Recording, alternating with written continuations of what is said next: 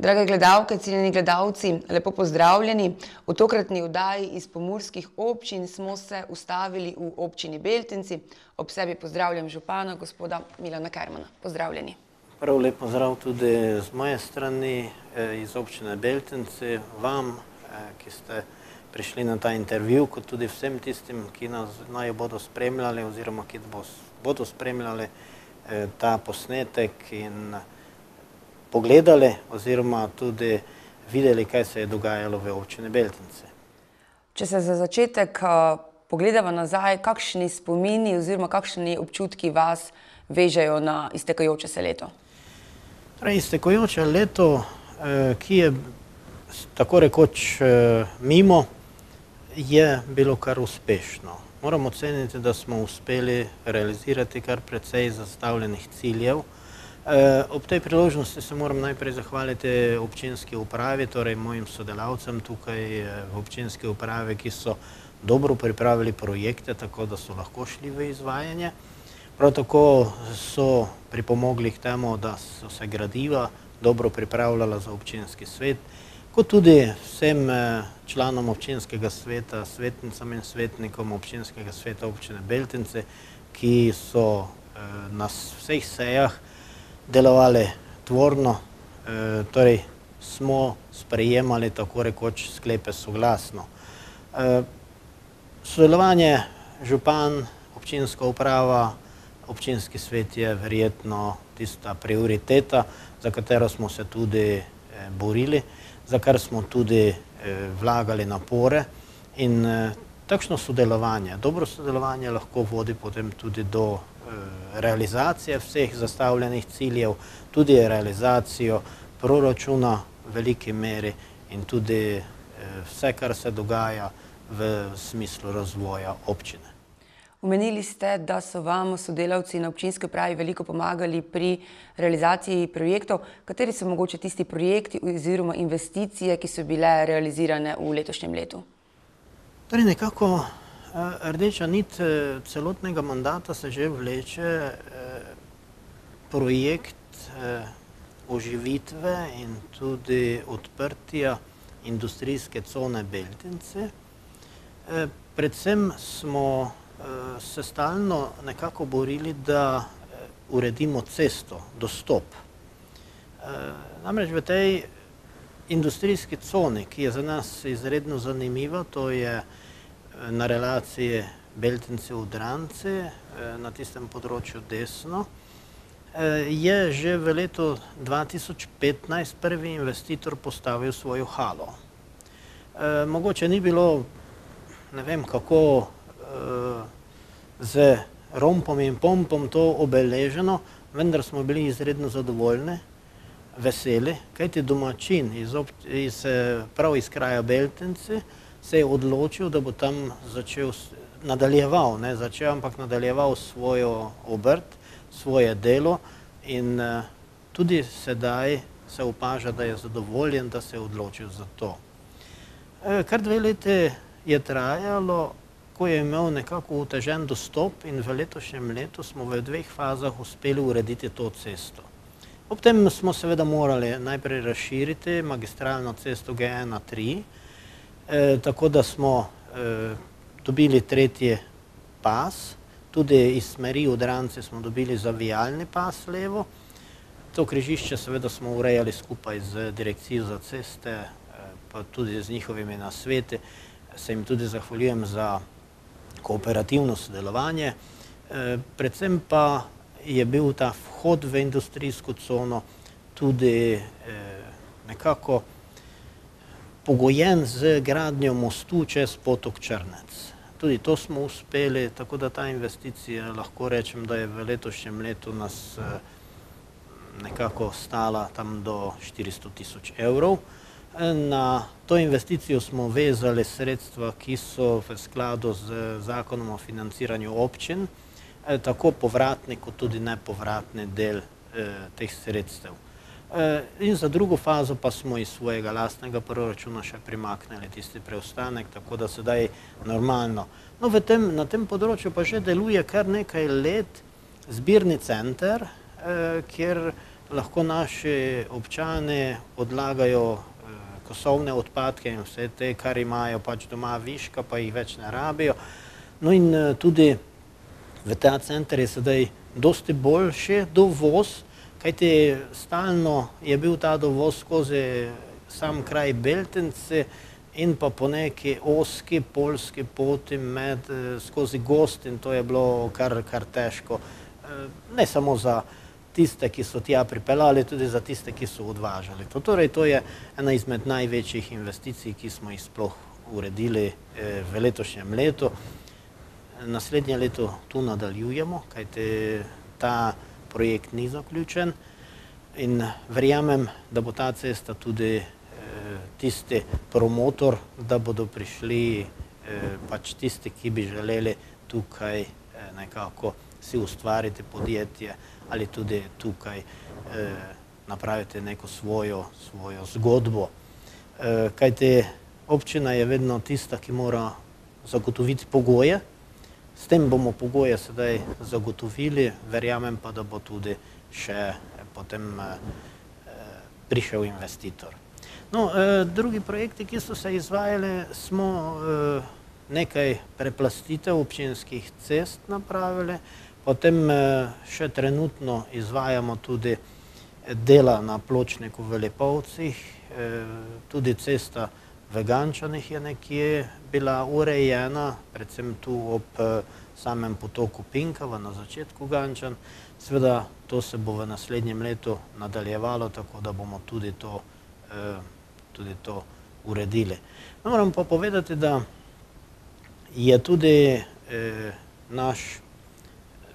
tako rekoč naša infotočka, ki smo jo zgradili za populacijo romske skupnosti, tudi bila letos nekje realizirana z 2 kontejnerjema, tako da imamo to infotočko sedaj za pomoč Romom in te stvari, da jim lahko omogočimo tudi učenje popoldansko, da jim omogočimo tudi mogoče sodelovanje pri kakšnih delih. V letu 2018 pričakujemo seveda, da bi na mogoče državnem razpisu bil kakšen zaposlitveni razpis, da bi mogoče tu dobili enega profesionalno zaposlenega, ki bi potem lahko dnevno bil tam prisoten in tudi z našo romsko populacijo delal. Torej, glede investicij, seveda smo nekoliko ali razočarani, predvsem pri tem, ker ustreznih razpisov tako rekoč na državnem nivoju ni. LAS programi se že predolgo vlečejo, dejansko smo v maju mesecu že imeli vse stvari urejene, tudi smo jih ustrezno zapakirali v projekte, ampak do danes še nismo dobili teh odločb sofinancerskih, kajti kar nekaj projektov imamo tu notri v igri, predvsem obnova gradu, ki bi potem služila svojemu namenu in pa seveda, da bi uredili tudi ta naš park. Smo pa v letošnjem letu skupaj z Nogometno zvezo Slovenije tudi nekako sodelovali na enem pilotnem projektu, to je izdelava enih študij, kako urediti stadion in pa tudi športni park v Beltincih, kako je z prometno ureditvijo, katere športne objekte bi še lahko tu zgradili, kajti moramo tudi ta park revitalizirati. No, sedaj imamo tudi v načrtu, da bomo predvsem ta naravovarstveni del parka uredili in bo potem tudi ta zadeva šla mimo oziroma se bo lahko uredila v takšnem smeri in takšnej meri, da bo vsem nekako pogodo. Kajti vidimo, da so drevesa stara. Zadnje neurje, ki je bilo, nam je kar nekaj škode naredilo. Drevesa, ki so bila visoka, tudi suha, so se podrla, jih je veter enostavno uničil in tu bo treba novo zasaditev, potem tudi obnova tega parka, in tako da je to kar precej tega. To so bili te bistveni, delamo tudi ves čas, torej celo leto oziroma vsa leta na obnovi vodovodov, nekako pod hidravlično izboljšavo našega internega vodovodnega omrežja, kajti opažamo, da so določeni vodovodi, predvsem cevi, ki so bile vgrajene pred 40 in nekaj leti, tudi poškodovane. Pravzaprav takrat je bila plastika čisto nekaj drugačna, niti se ni pazilo na tisto peščeno posteljico, niti te stvari, in danes vidimo, da te zadeve pokajo in se ustvarjajo tudi izgube na vodovodnem omrežju. Problem pa tudi predstavljajo drevesa, kaj te korenine pridejo do teh cevi in jih začnejo stiskati, potem se pa kar to poka. Tako da je ta prioriteta pa ves čas. Potem tudi izboljšave in pa dodatna dela na čistilni napravi, kanalizaciji je kar precej. Predvsem pa tisto, kar je mogoče manj vidno, je pa v javni sektor vlaganje.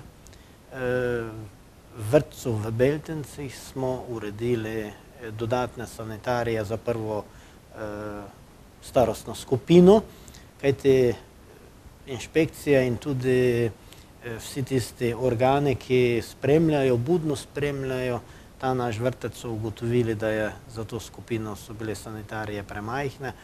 Tudi ta znesek, ki smo ga tu vložili, je bil čez 100 000 evrov skupaj, in to so, mogoče se ta investicija tako na zunaj ne vidi, ampak je pa bilo vloženo. Potem v letošnjem letu moram pohvaliti tudi parketarje iz vse Slovenije, ki so sodelovali na vseslovenski akciji Heliosa. Tu je tudi Helios prispeval svoje materijale, da so v vrtcih, predvsem po enotah, prebrusili parkete, in to je kar lepo videti sedaj obnovljene te učilnice. Ta prispevek je kar precejšen in tudi naš domači beltinski mojster parketar se je tu precej angažiral, da je to uspelo, in jaz vedno pravim, takšnim je treba dati pohvalo. Poleg investicij pa občina Beltinci deluje tudi na področju socialnem področju, namreč štipendirate svoje študente, imate pomoč družinam na domu. Ja, tako je. Pri nas deluje kar nekaj skupin pomoči na domu, oziroma te skupine za samopomoč, tako v okviru Karitasa, kot tudi v okviru Društva upokojencev. Potem pa že nekaj let, lahko rečem, vsako leto štipendiramo svoje študente. Mogoče pa tudi ta štipendija komu olajša tisto bivanje izven kraja našega domačega, oziroma izven Prekmurja, lahko rečemo, ker naši študenti odhajajo.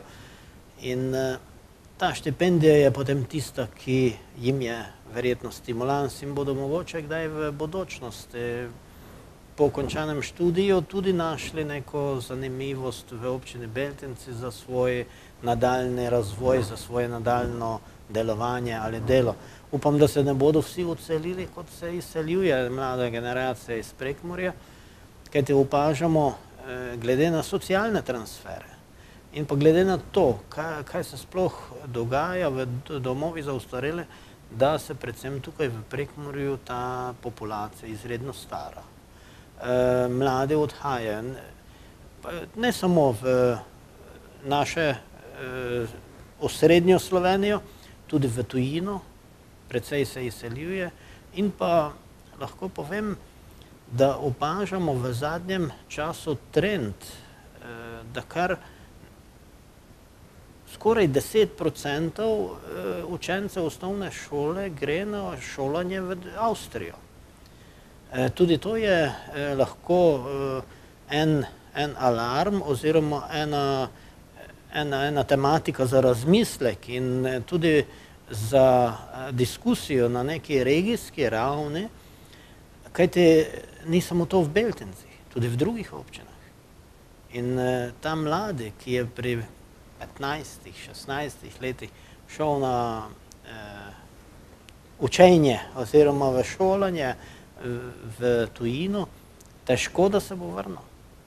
Kajte, kot vidimo, oziroma tudi po pripovedovanju, avstrijska podjetja že snubijo te srednje šolce nekje tam in jih snubijo ne samo z lepimi besedami, tudi z zagotovili, tudi prakso upravljajo tam in tako naprej in tako naprej. Tako da tudi to je ena izmed tematik, ki bo morala biti na nekje v kar resnem razmisleku na regijskem nivoju, ne samo pri nas v občini. In starejša generacija pa ostane tu. Vemo, kakšne so potem ti socialni transferi, kot ste že povedala, za samo pomoč na domu, potem tudi v domu za ostarelih. Naprimer, kot zanimivost, mi smo v letu 2017, pravzaprav že v letu 2016, smo presegli tisto magično številko 300 000 evrov dopolnilnih sredstev za oskrbo v domovih. In to pomeni, da se staramo, da smo vedno. Nekdo pravi, oziroma nekako je mnenje, ja, mlade beg možganov iz naše regije. Zgodbo malo obrnemo.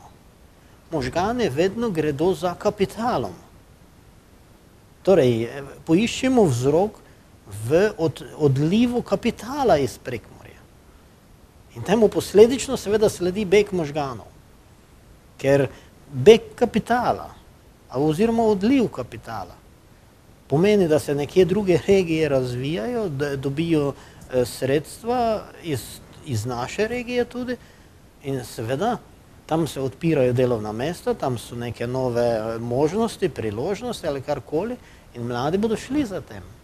In v tistem trenutku torej so problemi lahko in tudi je siromašenje naše regije. Če takole gledava,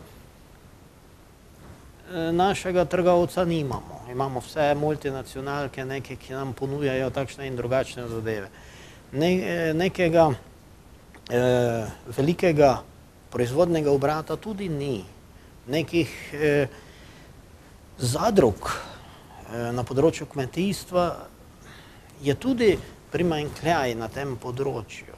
In verjetno bo potrebno kar ta razvoj regije nekako drugače zapeljati in kar priti do nekih rešitev in tudi priti do nekih zaključkov, kaj z našo regijo.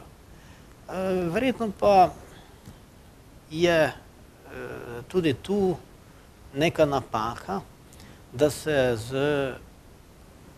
kot se je delala lokalna samouprava v letih 92-93, takoj po osamosvojitvi, niso takoj formirale pokrajine.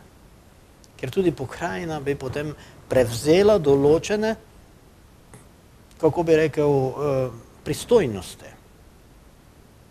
Ampak očitno tega še dolgo ne bo, zato ker je danes kar centralizacija velika. In jaz pravim, takrat je bila priložnost in to priložnost smo takrat zamudili in ne vem, če bo še kdaj prišla. Če mogoče zaključiva s pozitivno temo, s pozitivnimi željami. Prej ste že omenili, da je kar nekaj investicij, ki se bodo zavlekle tudi v prihodnje leto, v letu 2018. Kakšne so pa vaše želje oziroma želje občine Beltinci za prihodnost, za leto 2018? Torej, kot ste povedali, vedno moramo z optimizmom gledati naprej. Z optimizmom pogledati tudi sočloveka, kateremu bomo zaželeli tisto dobro v letu 2018, z tistim pristnim stikom rok oziroma s tem stiskom rok mu zaželeti vse najboljše, kajti če bomo samo pesimistični, ne pridemo nikamor. Mi moramo gledati z nekim optimizmom in z neko vizijo za prihodnost, ne samo na občinskem nivoju, tudi na državnem nivoju. Dajmo, bodimo optimistični, Slovenci smo že nekako nagnjeni bolj k pesimizmu, ampak optimizem naj nas preveva in jaz bi samo vsem gledalcem zaželel prijetne praznike, naj bodo blagoslovljeni, ti, ki prihajajo. Ne smemo pozabiti tudi čestitati ob dnevu državnosti, da tudi čestitamo ob državnem prazniku. Tukaj bi mogoče se malo še zaustavil pri državnih praznikih, smo mogoče še ne dovolj, kako bi povedal, nismo še dovolj tisti, ki bi znali obeležiti te državne praznike, pa izobesiti neke simbole, ki so naši. Torej, novo leto pa seveda naj bo uspešno. Vsem želim, da se izpolnijo želje, tudi tiste najmanjše, pa seveda, da ohranijo tisto bogatstvo, katerega znamo ceniti šele takrat, ko nas zapusti, to pa je zdravo naj bo.